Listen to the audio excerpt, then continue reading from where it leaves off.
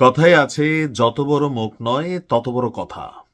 আর কথার মাধ্যমে নিজের জন্য বিপদ ডেকে আনবেই, বাংলাদেশকে বিপদে ফেলবে। আমাদের এনসিপির বেশ কয়েকজন নেতা আছে, তারা বিভিন্ন সময় বিভিন্ন রকম মন্তব্য করেন।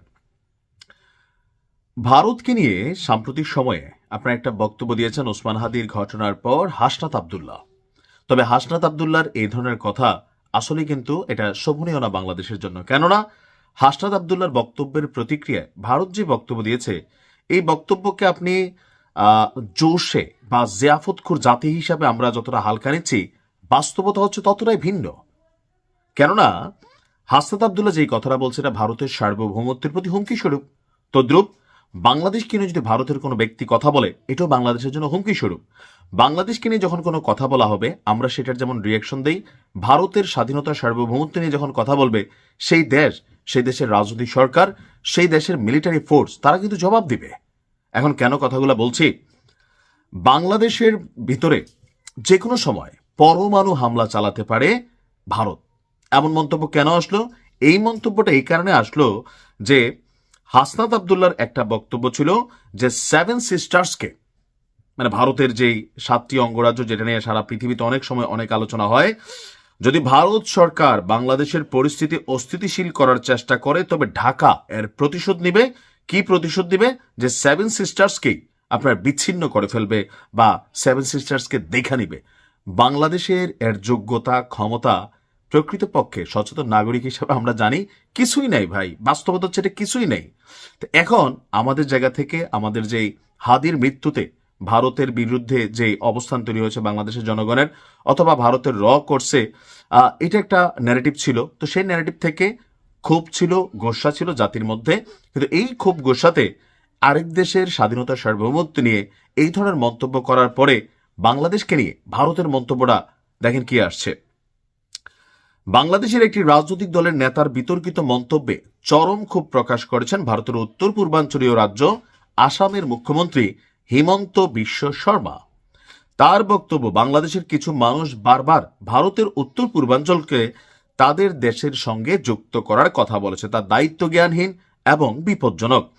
এমন পরিস্থিতিতে ভারত মোটেই চুপ করে বসে থাকবেন না। প্রতিশোধ হিসেবে তার বক্তব্য, ভারত যেন তার উত্তর পূর্ব রাজ্যগুলোকে বিচ্ছিন্ন করার উদ্যোগ নেয় এবং এই অঞ্চলে বিচ্ছিন্নতাবাদী শক্তিগুলোকে সমর্থন দেওয়া বন্ধ করে। তিনি আরো বলেন, ভারতের উত্তর পূর্বাঞ্চল ভৌগোলিকভাবে দুর্বল, কারণ এই অঞ্চল ভারতের মূল ভূখণ্ডের সঙ্গে একটি সরু পথ দিয়ে যুক্ত। ডক্টর হিমন্ত বিশ্ব শর্মা বলছেন, গত 1 বছর ধরেই বাংলাদেশ থেকে যে সকল বক্তব্য আসছে, ভারতের উত্তর পূর্বাঞ্চলকে আলাদা করে বাংলাদেশের অংশ করা উচিত। ভারত অত্যন্ত বড় একটি দেশ, ভারত পারমাণবিক শক্তিধর রাষ্ট্র এবং বিশ্বের 4র্থ বৃহত্তম অর্থনীতি। বাংলাদেশ কিভাবে এমন চিন্তা ভাবনা করতে পারে?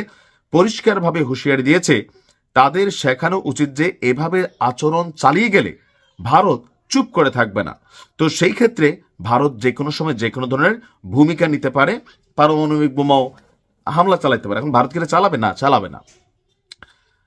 এখন কেন আসলে এই পরিস্থিতিগুলো তৈরি হচ্ছে? আমরা মুখে মুখে সারাদিন ভারত বিরোধিতা করলেও বাংলাদেশের যে সরকার বর্তমানে ক্ষমতায় আছেন, আওয়ামী লীগ সরকারের তুলনায় কোনো অংশে, বিশ্বাস করেন কোনো অংশে, ভারতের সাথে রাষ্ট্র টু রাষ্ট্র, G2G, ব্যবসা বাণিজ্য, বিদ্যুৎ, হাসপাতাল, চিকিৎসা, ভারতের সাথে পণ্য ক্রয়, মানে লেনদেন, কোনো কিছু আগের থেকে 10%ও কমে নাই, বরঞ্চ ক্ষেত্র বিশেষে আরো বাড়ছে। এখন সরকার ভেতরে ভেতরে অবস্থান মানে ঠিক রাখলেও বাহিরে বাহিরে রাজনৈতিক দলগুলো ভারত বিরোধী যে ন্যারেটিভ, সেই ন্যারেটিভের মাধ্যমে একটা রাজনীতি করতে চাচ্ছে। আর এই ন্যারেটিভের বড় একটা প্রতিষ্ঠাতা হচ্ছে পিনাকির মতন মানুষ যারা অনলাইনে কথা বলে, সাংবাদিক ইলিয়াসের মতন মানুষ যারা অনলাইনে কথা বলে, তাদের যারা একটা সমর্থক গোষ্ঠী আছেন, জিয়াফতখোর জাতি আছেন, তারা কিন্তু আসলে এই বিষয়টা নিয়ে অনেক কথা বলে। কিন্তু রাষ্ট্রের অবস্থান আপনি দেখেন কোথায়। বাংলাদেশ ভারত যদি এখন যুদ্ধ হয়, পাকিস্তান এসে আপনাকে বাঁচাবে? পাকিস্তান কি আমাদের বাপ লাগে যে পাকিস্তান এসে এখানে যুদ্ধে নাক গলাবে? আপনার বুঝতে হবে, ইউক্রেন রাশিয়া যুদ্ধে ইউক্রেনের পিছনে সারাটা পৃথিবী দাঁড়ায় আছে, কিন্তু রাশিয়ার মাইরের থেকে ইউক্রেনকে কেউ বাঁচাইতে পারতেছে? আমি ধরে নিলাম বাংলাদেশ লাগলে পাকিস্তান আসবে, কথার কথা। তো এখন ইউক্রেন রাশিয়ার যুদ্ধটাই দেখেন, সারা পৃথিবী ইউক্রেনের পেছনে ছাতার মতো দাঁড়ায় আছে, কিন্তু ইউক্রেন রাষ্ট্রটাই শেষ হয়ে গেছে, আমরাই তো নিউজগুলো করছি।